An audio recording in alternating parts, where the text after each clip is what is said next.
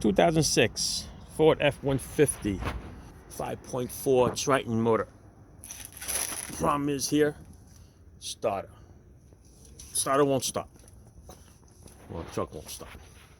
It's not the battery. If you look very closely here, you can see the problem. It's hard to see when it was in the truck. It was hanging on by just a couple of threads. See it? Right there. That's the problem. That's what's wrong with this starter. But you can see how rusty it is. It's got over 150,000 miles or so on this sucker.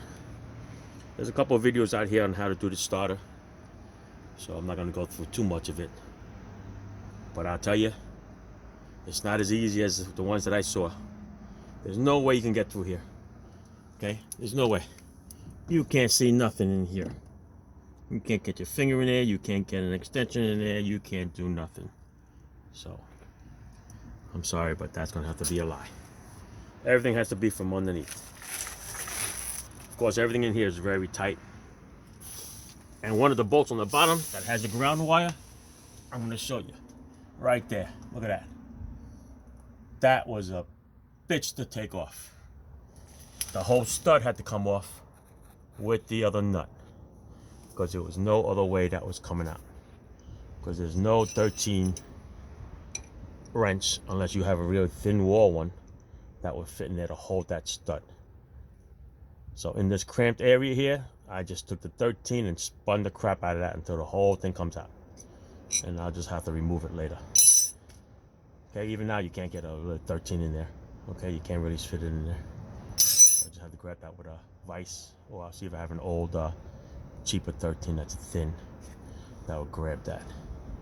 But yeah, 10 millimeter for one electrical wire, 13 for the other wire. Then the stud and the other two bolts are 13 millimeters. The one on the bottom here, this is the one with the stud. This is the one that's on the side near the frame. The best way to get that is with a regular combination wrench. That's it. Put it backwards like this, and you can just grab a little bit, maybe about a ½ inch is all you can grab, and that's all you can do because you're hitting the frame. There's no way you can get that, unless of course you use the long extension and you come through the front. And that's the way you have to do for this top one. This top one, you cannot see it. You cannot see it from the top over here in the frame. You can't see it nowhere. You have to go from the bottom, and you have to do it blindly. What I did was I laid from the back, stuck my hand up in here, and kind of felt where the nut is, and then I guided this extension to it, grabbed it onto that bolt. Let me get a bolt here just to bogus it up for you guys. So here, one hand is up from the back end over here. I'm gonna guide it right here. And once I got this in here, I just let it hang. Of course, well, at that time it hung a little better. And over here, here's the other problem. You see, this is the only extension that would fit. It comes exactly to the end of the starter. There's a big frame here, the K member here. Okay, so you can't fit a ratchet in between this little space here.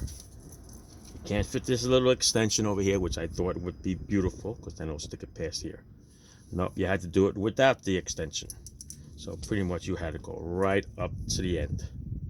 And thank God for this snap-on flex ratchet. I can just bend it just a little bit, just enough to get it out, and that's how I was able to crank it out. Was it a bitch? Oh yeah, it was not fun over here in 34-degree weather today. Even though it's nice and sunny out, it was a cold.